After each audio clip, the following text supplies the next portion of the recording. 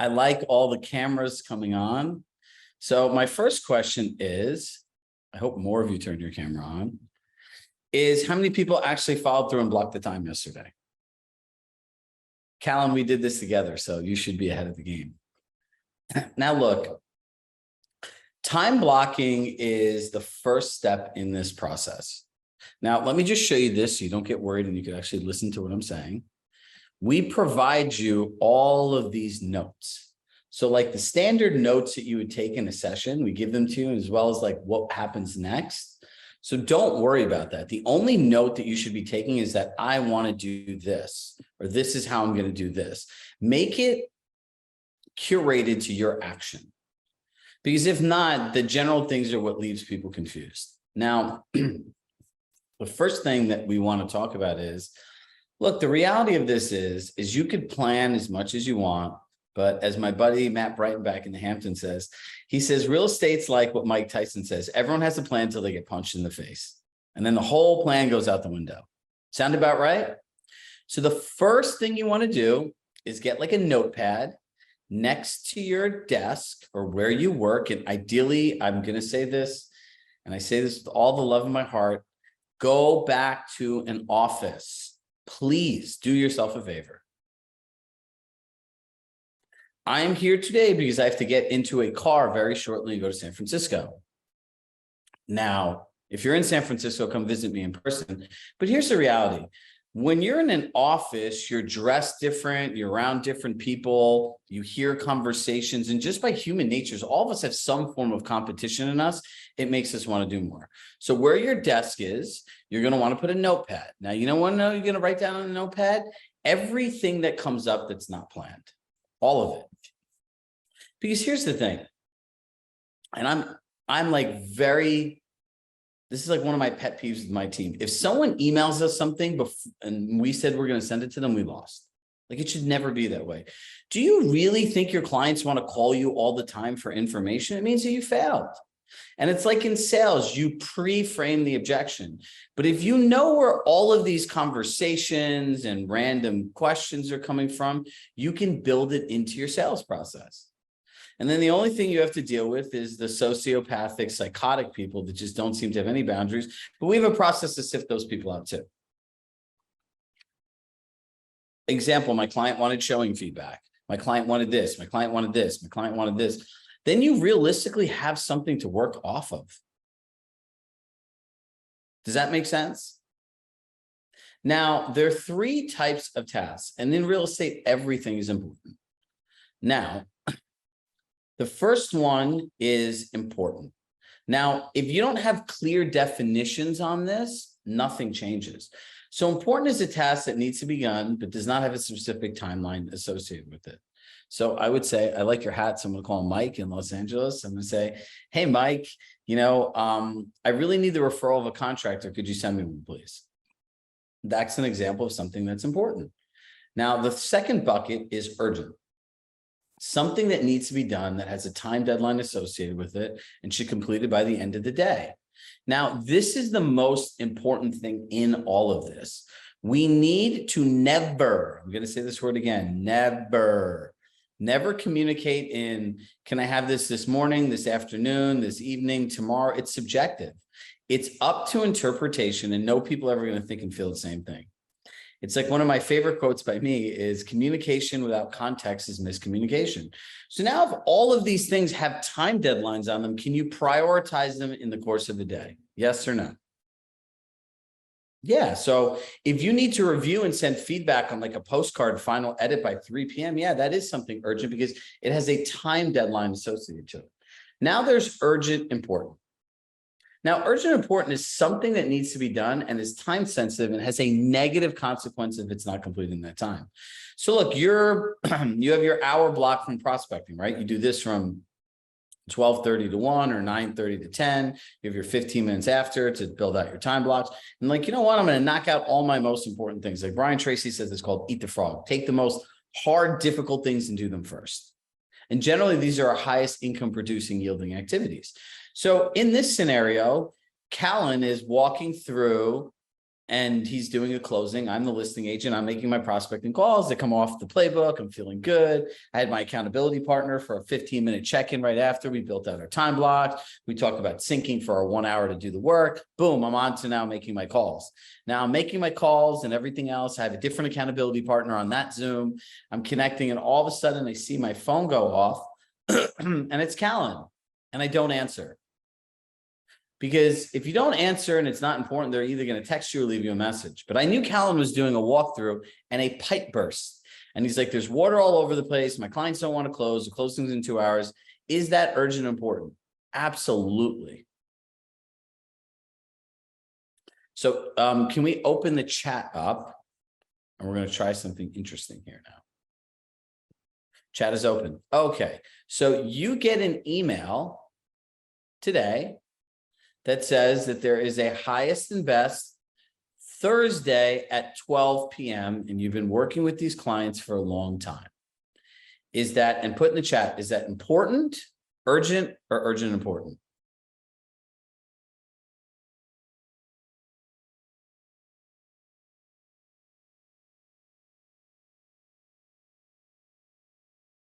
The question is you, Mary Murphy, you get a email from a listing agent today that says, we have a highest and best that's due by 12 p.m. You've been working with these clients for a long time, and you have to submit your highest and best by 12 p.m. We had 5 out of 115 get it right in the morning. Important, important, important, important, important, urgent, urgent, important, urgent, urgent, important, urgent, urgent, important, urgent, urgent, 12 Thursday, important, urgent, urgent, important. What time is it now? I don't know. It's the time it is now. It's 12 o'clock or 9:30 Pacific. Urgent, important, urgent, urgent, urgent, urgent. Your chief of staff would read this. Urgent, important, urgent. It's urgent. Urgent important means that there's a time, it's time sensitive. It's due on Thursday. So there is, if you look at it, something that needs to be done that has a time deadline associated with it and should be completed by the end of the day. You can do it by the end of today, or you could do it tomorrow. But have you ever noticed, if you're going to stop what you're doing, you call your clients, and like this shows up in your energy and it's like desperation. Hey, we have the highest and best. What do we do? It's due on Thursday at this time. We really need to get it. You don't need to get it in. You get it in at, you could get it in that Thursday at 11:59 p.m. As long as it's time stamped, it was delivered on time. They have to present the offer to the seller. But see, if we don't know the difference between these three things, what are we really going to do? How are we going to prioritize our life, our tasks, and everything else? Urgent is the correct answer. So as the day goes by, things are always going to come up for you. So there are two things you want to do. Number one, you need to start cataloging them. And number two, you need to understand how to prioritize them. Now, the next thing is here's the thing. When things are in your brain, write this down. When things are in your brain, they're governed and controlled by emotion. When things are in your brain, they're governed and controlled by emotion.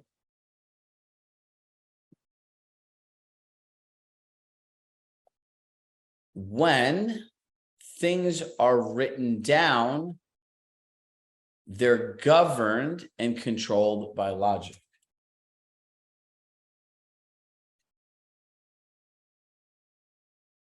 You ever have an idea in your head and it's the craziest idea in the world, but like you've convinced yourself in your mind, like it sounds like a good idea. And then you write it down on paper, like, okay, that's insane. Like I'll often tell, see, people have a hard time processing information, especially uncomfortable realities. So if someone's doing something, they have a pattern of doing something that means in their brain that's justified as a positive action that brings positivity to their life. Well, if you put the thing in a question and you write it down on a piece of paper, someone will read it, respond to it completely differently. Here's an example. There are 5 homes that are for sale. and they all need price reductions. So you tell somebody, going forward, you guys have, 4 essential choices. I want to set the market. The first person to create value in the eyes of the buyer is going to set the market. Then the remaining homes are going to follow the market, and the rest of the homes are going to be left with the market. Or you could just stay in your house. Which one do you want to do? And they're going to say, no, I need to get the most money. I'll do this. Okay, great. So I would write down, so we're clear. Do you feel that if everyone is dropping their prices and you're not getting the price you want today, that waiting for all the other homes to make their decisions first is going to maximize your equity? If somebody reads that, they're like, oh, wow, that does make sense.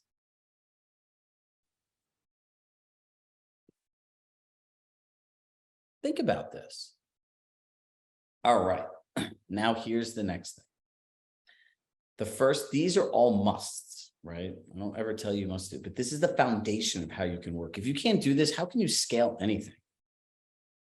And again, if you're a parent, you need this more than anyone. Your children need this because your children need you. We work more than 40 hours in a day because we don't work during the 40 hours we have in a day.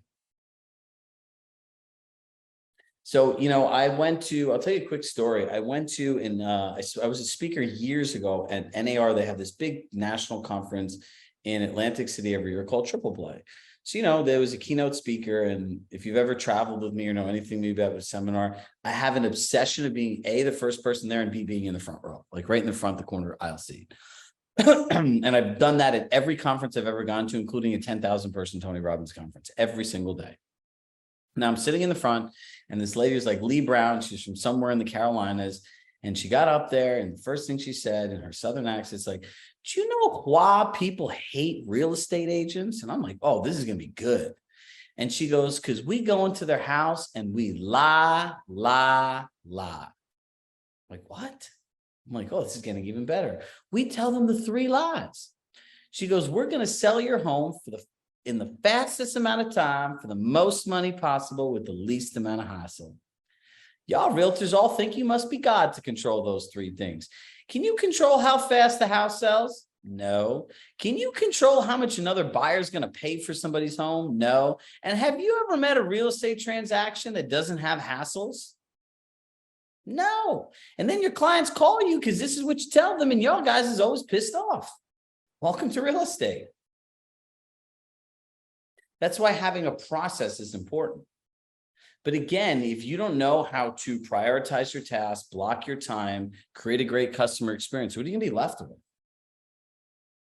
Telling you, man, every person should be uberly obsessed with the Department of Justice over-involvement and obsession with real estate agents.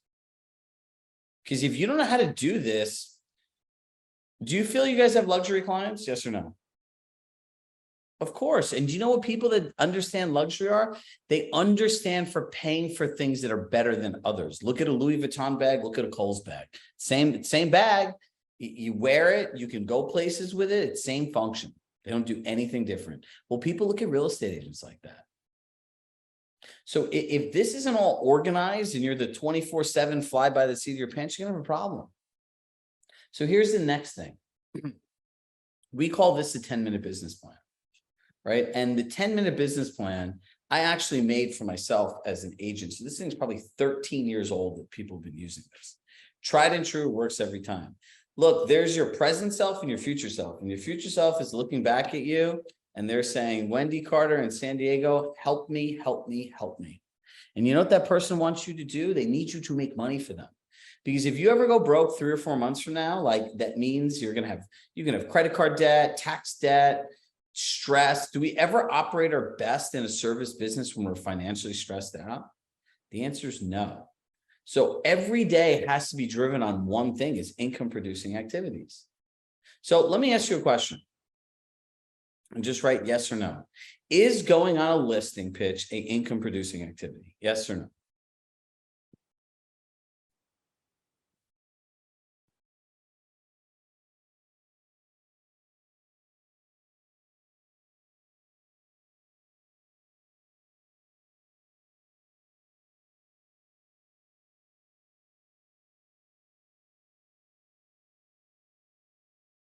Is going on a listing pitch an income producing activity?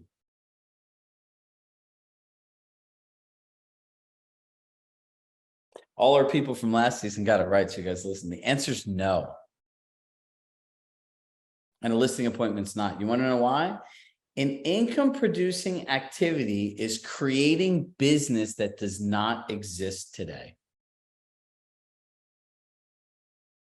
Calling 5 people in your sphere, that's an income producing activity. Contacting with agents, that's an income producing activity. Sending notes is an income producing activity. Working on a marketing campaign that's going to go out like a postcard or whatever is an income producing activity. So the first, so going on, we always mix up busy with productive. So following up with leads, going on listing pitches, setting up collections, those are not income producing activities. Don't fool yourself into thinking you're making money when you're not. This is a business that constantly evolves around getting new clients. So the second one is, you ask yourself this question. Now, let me show you. We have a nice, like as always, we have a nice form here that you guys can fill out. You can put all the information in, and I would do this every day. Now, I'll go through this with you and then show you guys how to use it. The second part is what distractions got in the way?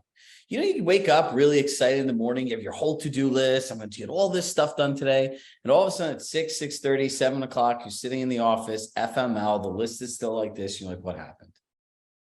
You ever have that happen? I have. Distractions. Breaking our promises to ourselves. Now, think about this.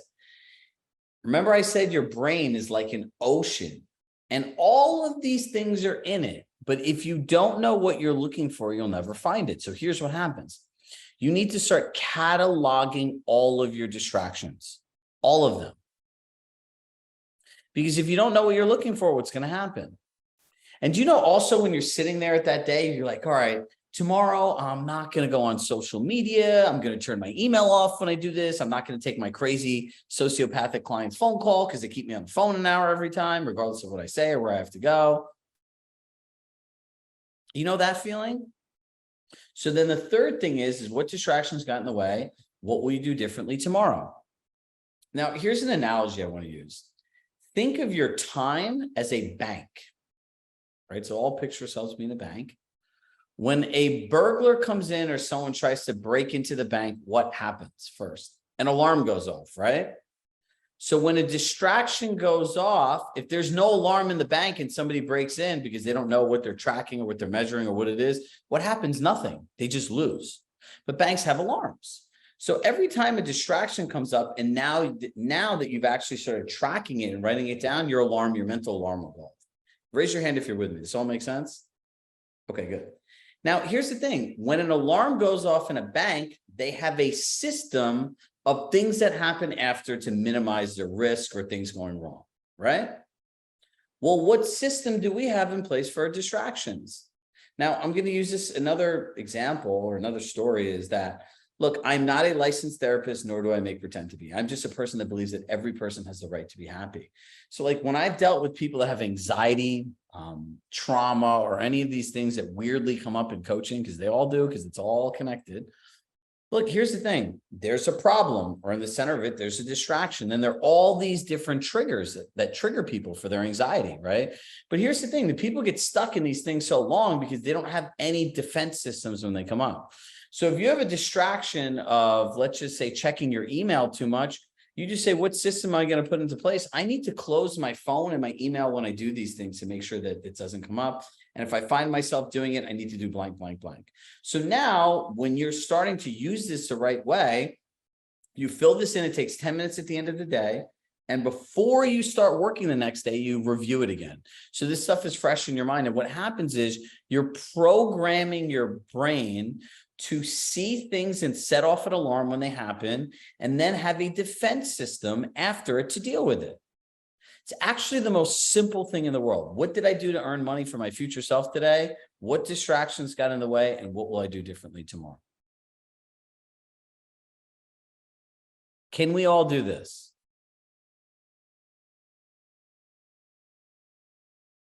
I hope so. If not, how else are you going to grow? Do you know, here's the other thing. Again, the inner competition within ourselves. If you know that this is the case and it's going to happen all the time, eventually it doesn't take more than 3 weeks, I find, for most, for people to get pissed off and not and work past what they want. How many days of your life are you going to let something stupid like social media or email get in the way of your goals and your future? If you write this stuff down every day, believe me, your brain's like, nope, stop, got to do this, got to get on.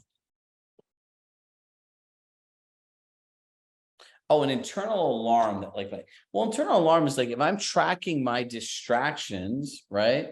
I'm a collaborative type A personality, right?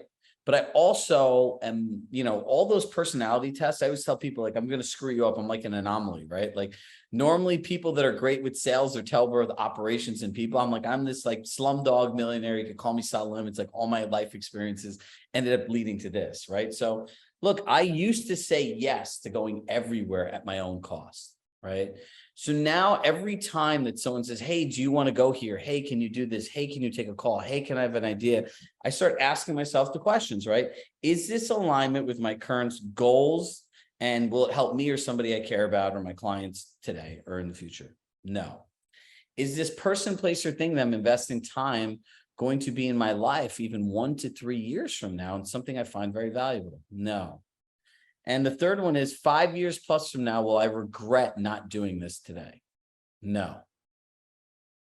I'm not going. Sorry. I say no all the time. These are my own questions, but this 10-minute business plan, the income producing, the distractions, and everything else that's here. See, I learned this when I worked at Compass, and I always say that like the multiplier in my life was the 2 years working at corporate Compass, working directly for Rory and getting to explore this entire company. He is the most selective person with his time out of anyone I ever met. And even though he works on the leadership team, he's a corporate executive, he understands that his role at company is this. And sometimes he has to watch other things at times that he could just step into and make better, just go. You got to realize that things are going to steal your time, and not to preach that you guys even ask for it, but too many people have a loyalty to time versus loyalty to their presence. What does that mean? I've been friends with people for this long.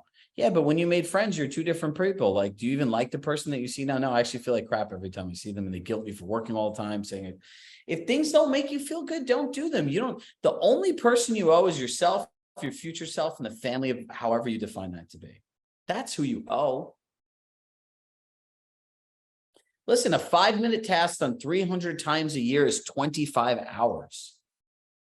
Tell you what, I'd rather take 25 hours and binge like 3 Netflix series or like 2.5 than waste it with people that don't matter. This is why this is important. Because what a schedule allows you to do is prioritize yourself and your goals above everything else.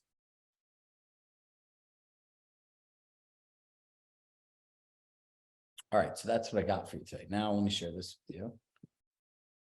And then we should have a few extra minutes, and I will do a quick role play with you guys at the end of this.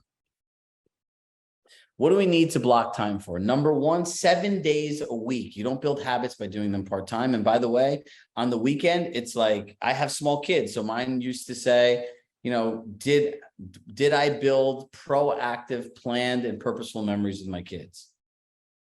No. Right? I was on my phone the whole day. This is where this really started, as I shared the story of many with my daughter and stuff like that. And then on the weekdays, what distractions got in the way of me being a present father? And what can I do differently next time? Plan my work, tell people no, not answer the phone, whatever it is. Prospecting, the 5-3-2. 5 calls to people you know in your database, 3 calls to Compass agents, 2 handwritten notes. You do this 5 times a week, 1 hour a day. Look at the math, 10 contacts a day. It takes 1 hour. Times that by 5, that's 50 in a week, 200 a month, 10 months out of the year. That's 2,000 different contacts. If you're converting at 1 to 2%, which direct mail to random strangers in neighborhoods that you've never even been to convert at, you're looking at 10 to 20 deals. No, at 1%, it's 20. At 2%, it's 40. Live coaching, you put our stuff in, you put your implementation. Some people do it 2 times, some people do it once. Role playing. If you don't know how to talk to people, what the heck are you doing? I shared this with my mastermind group. I said, I could go into any market in the country, and I believe I could win 9 out of 10 listings. I don't care how successful the agent was, because the only variable that I don't know is pricing, right? They say, Chirag, you've never been to the market. Well, we have that whole Med-C process. I would say, hey, cherish hope. I know that you wanted to move to Florida, and this was really important to you because you need to save the money so you and your husband can go on those vacations you want, right? And they're going to say, yeah, before we discuss the positioning on your market, I'd like to ask you a question. They're going to say, what's your question? I'm going to say, if we had to understand the precise value of your home and how the market's impacting it based on what's going on, who do you feel would be best equipped to do that? A real estate agent or an appraiser? And I would bring an appraiser. And they'd say, if they said an agent, I'm like, really, can an agent make all these adjustments and all these different things? Can an agent tell us what they've seen in a local market that's in contract and the prices? Right? And they're going to say, no. You're going to say, look, I'd like to invest $1,000 of my own dollars because now the appraiser works for us. He could talk to us. We could go through the adjustments. We could understand using concierge, how much potential equity we could unlock. And as you said before, you felt that this was the best marketing plan, a clear and concise communication plan, and that you felt it would ultimately get you the most equity out of your home. Is that still how you feel? Yeah, great. You feel good moving forward? Sure. Done. I've never stepped into a house, but I know how to talk to people because I practice it and I do it with all of you over and over and over again. You have to practice. Now watch, we have a few minutes left, so let me give you something. How many people, raise your hand, and those who have black screens hit yes in the chat box, have buyers that say, I don't want to overpay in this market, or I want to find a good deal? Great. Let me show you how to handle this. So for the buyer that says, I want a good deal, you say, I completely understand. Would you mind sharing with me what is the right deal for you and your family? Not the best deal, the right deal. And then after that, you're going to say, would you mind? And then I would say, would it be, he'll share and say, great. Now, would it be okay if we looked at the market through the eyes of your goals and expectations? Done. I'll give you the next part. I don't want to overpay. Yeah, overpaying's terrible. Would you mind sharing with me what you feel the right deal for you would be, where you didn't feel like you overpaid? And then would it be okay if we looked at the market through the eyes of your goals and expectations? Perfect. I would say, look, as we go back, I want you to look at these houses, knowing you know what they traded for, make pretend they're all available at the same price and see if any of them would be the right deal for you. Would that work? Great. I would show them the comps. I'm like, hey, look around at these homes. Do any of these appeal to you? Yeah, I like them, but are any of these the right deal? No. I would go back 6 months, then I'd go back 9 months, I'd go back 12 months, and then I go back 18 months. This is called creating the experience and being aligned with the client. And if the client was completely psychotic, I go back 24 months. And then at the end of it, do you think they found the deal? No. So do you know what I say? I would say, based on what you felt was the right deal with your family, or based on what you said the right deal was, you didn't feel that you overpaid, none of those deals have existed or have been available for the blank amount of time. How can I support you best going forward? It's like a drop the mic. It's like, oh, Jesus. That's what happens when you have a water bottle with no cap for dramatic effect. I thought I had a cap. Sorry. So no one thought this was funny. So I feel like a real dad right now laughing at my own jokes. So think about that. When someone's selling their home, can I say, hey, Michelle in Seattle, you're coming to my office today and you're going to buy a house? She's going to be like, go fly a kite. It's their choice. So if they don't want to do this, who cares?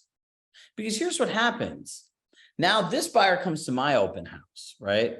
And you talk to them. How many people, raise your hand, have had people go to them at the open house, look at their house, share their gripe about finding a house, and then when they ask about the agent, they defend the agent and say they have a great agent? You ever hear that? Now watch this.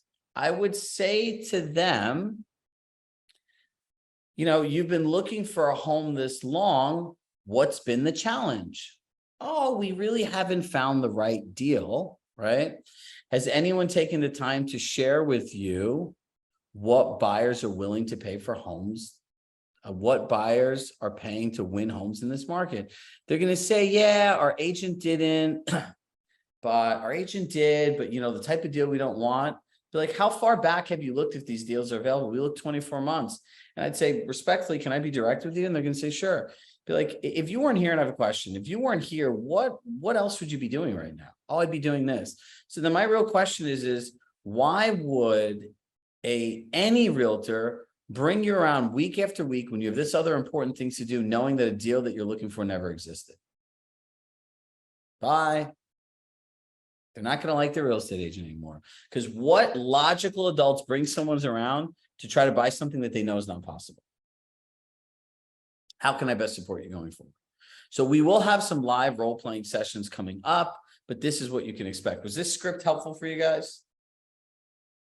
I'll tell you, we have magic with words over here. So we'll practice together, we'll grow together. All the resources are here, the definitions, all those sheets I said will be up by the end of the day. So make sure you go in, start filling out your calendar, find an accountability partner, find role play partners, and remember, say no to bad clients. As always, love in my heart. I love you all, and I shall see you soon. Enjoy your favorite expert mentor sessions, and I'll talk to you soon. Bye, everybody.